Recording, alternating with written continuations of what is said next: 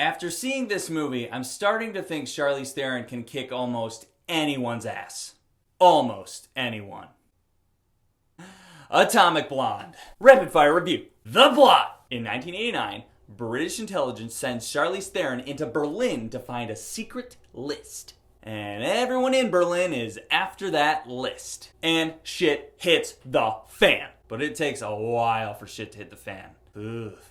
Charlize Theron. Without Charlize Theron, this movie might have totally sucked. She kicks ass and she takes a beating. And when she takes a beating, she sells it. Her performance was so believable. And as usual, you can tell she cared a lot about this role, so she really put in the work. And it shows. For most of the movie, she's all like beat up and looks like shit. But still, she did a great job. Great job, great performance. James McAvoy. James McAvoy is another British spy. He's been undercover in Berlin for like 8 years. He knows all the right people. He's got all these connections. He's dirty. He's unconventional. He's kind of a scumbag, but he's a lot smarter than he lets people think. And I loved him in this. He really is a scumbag though. Sofia Boutella. She's a French spy in Berlin that meets up with Charlize Theron trying to help her find this secret list. But for the most part, she's really just Charlize Theron's fuck buddy. I'm sure you saw the trailer where they're having their sex scene. That sex scene though.